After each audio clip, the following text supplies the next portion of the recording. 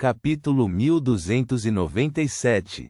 Estrondo. O capitão, Eric, estremeceu involuntariamente ao ver Merlin Hermes, que afirmava ser um mágico errante, explodir atrás do telescópio. No entanto, não houve respingos de sangue ou carne. Os membros destroçados desapareceram no ar como bolhas de sabão. Eric e os membros de sua equipe, que olharam devido à comoção, ficaram atordoados. Eles não entenderam a razão por trás de uma sequência tão repentina de eventos. Um segundo depois, Eric disse em voz profunda: "Retirem-se." Ele queria evacuar sua equipe antes que o perigo realmente se espalhasse. Neste momento, outra pessoa entrou pela porta aberta do quarto 403. Não era outro senão Merlin Hermes quem acabara de explodir. Este mágico errante usava um chapéu alto e um longo manto preto.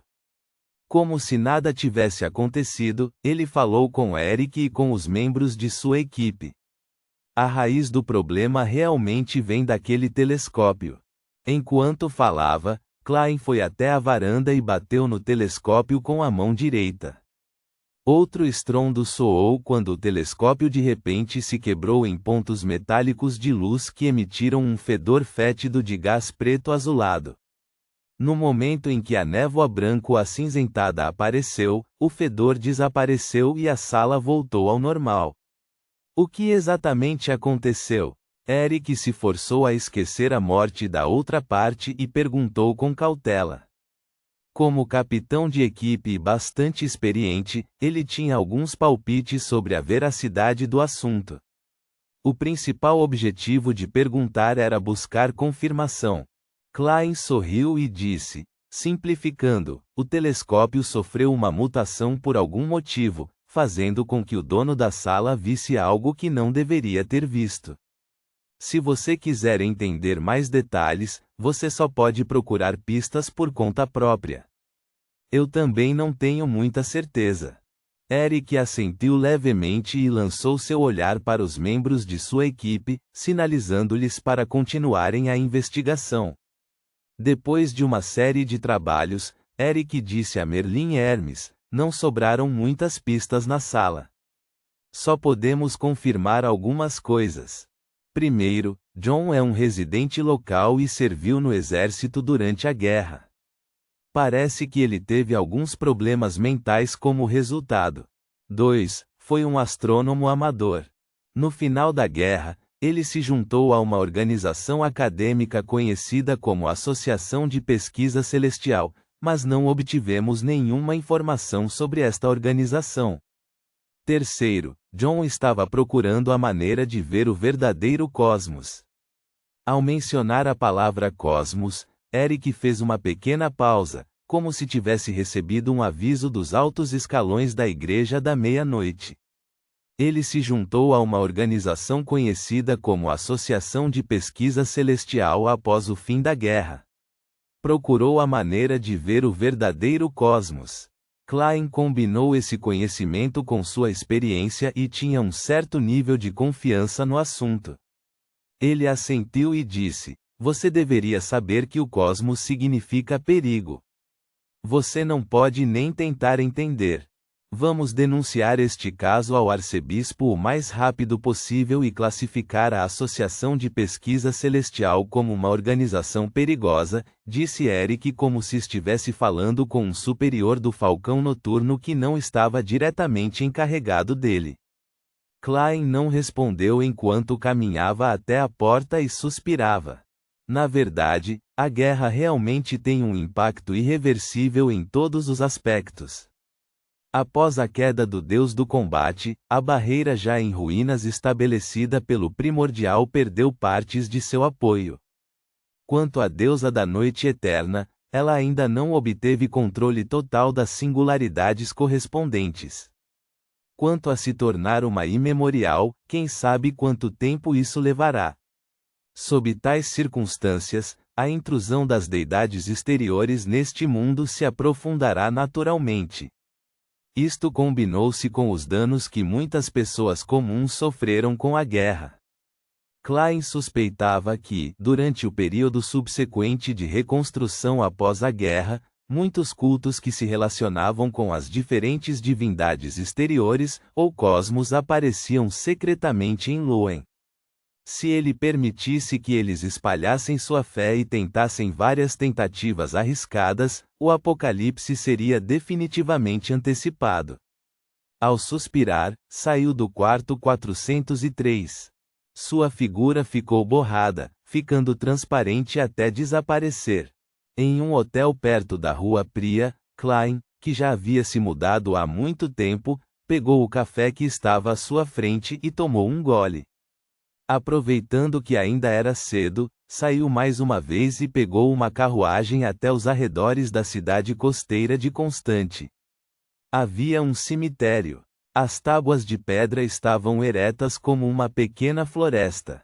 Klein caminhou pelo cemitério e encontrou uma lápide com a ajuda de sua espiritualidade. O nome na lápide dizia: Welsh McGovern. Este era o colega de escola universitário original de Klein. Como comprou o caderno da família Antigonos, morreu misteriosamente em Tingen. Isso indiretamente fez com que Zolmingrui transmigrasse. O pai de Welsh McGovern era banqueiro na cidade Constante.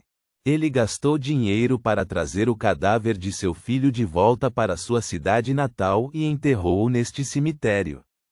Klein olhou para a foto na lápide por alguns segundos. Ele se abaixou e colocou o buquê de flores brancas em sua mão na frente do túmulo de Welsh. Quando estava prestes a se virar e sair, ele parou de repente. 20 ou 30 segundos depois, um velho com uma bengala preta veio de outra direção.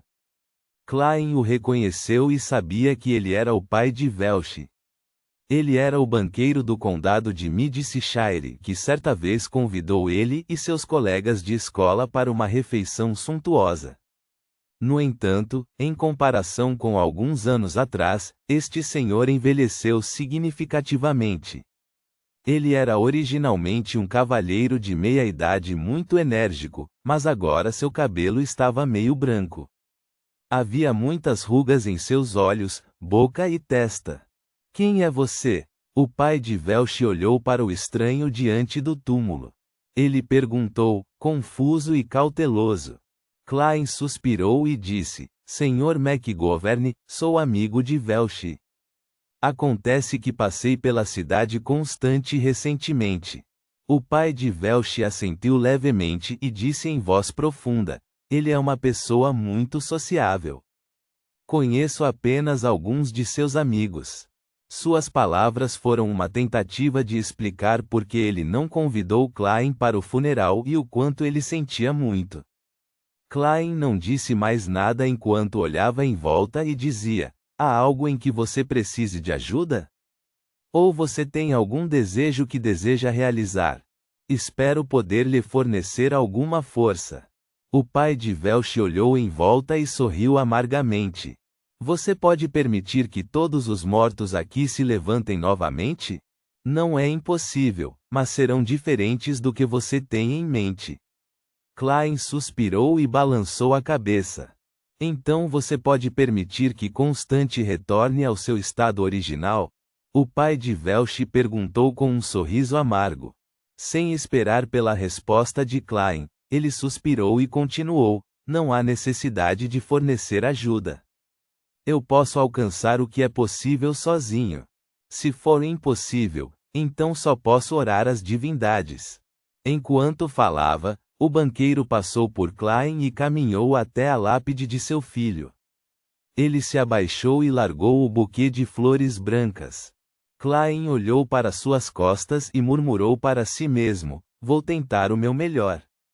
Com isso, ele se virou e saiu do cemitério.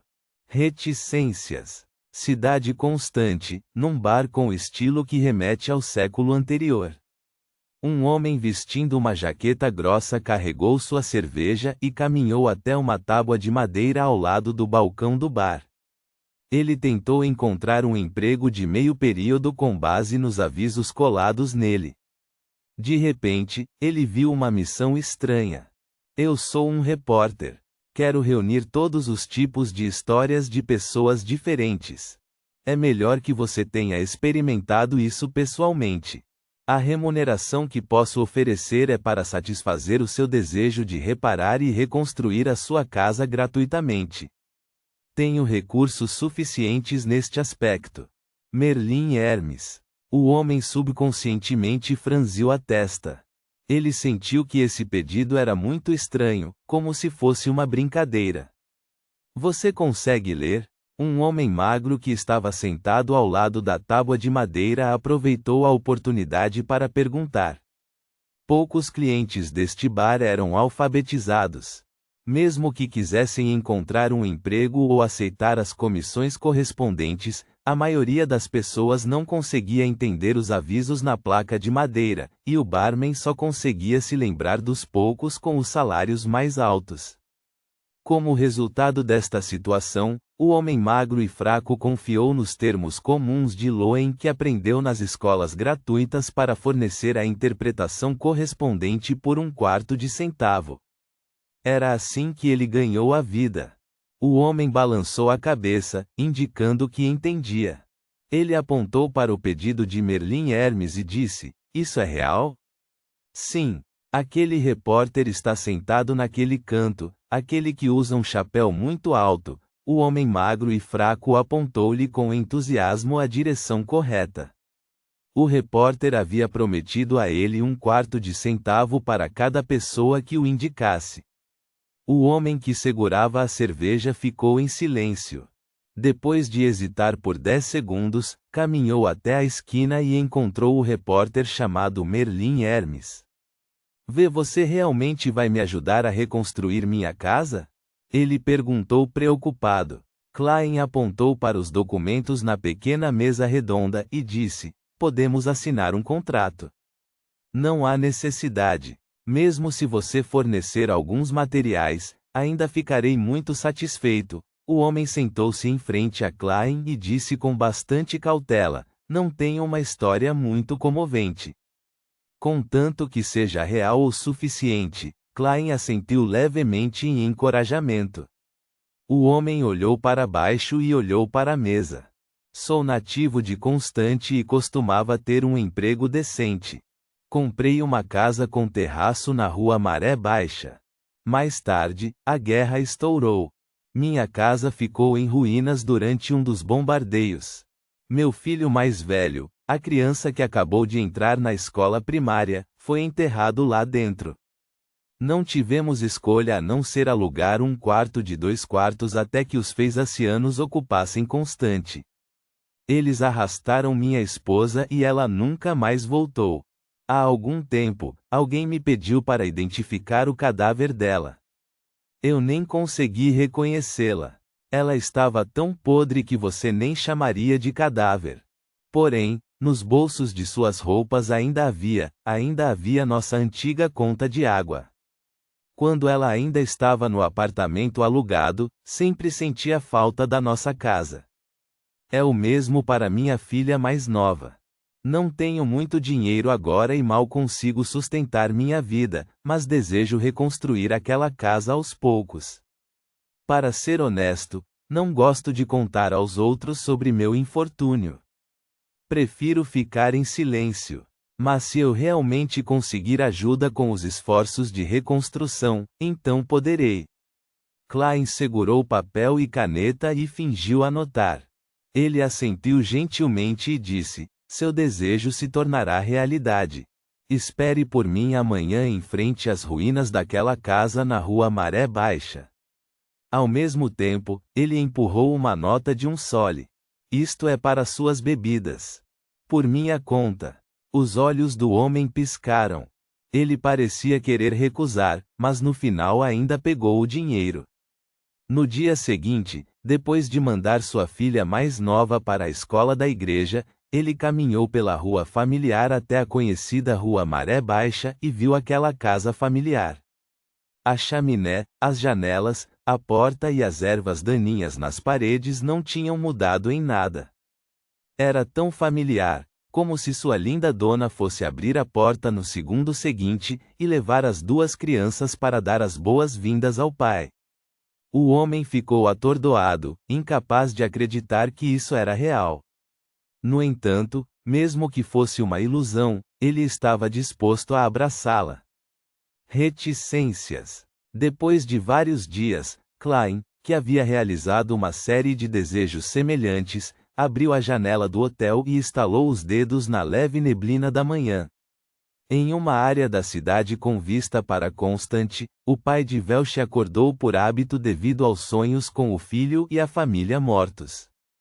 Ele foi até a varanda para respirar o ar da manhã. Sob a luz da madrugada, de repente ele viu chaminés e altos fornos que lembravam uma floresta. Ao lado deles havia edifícios altos. A antiga cidade Constante apresentou-se a ele, banhada pela luz elaranjada do amanhecer.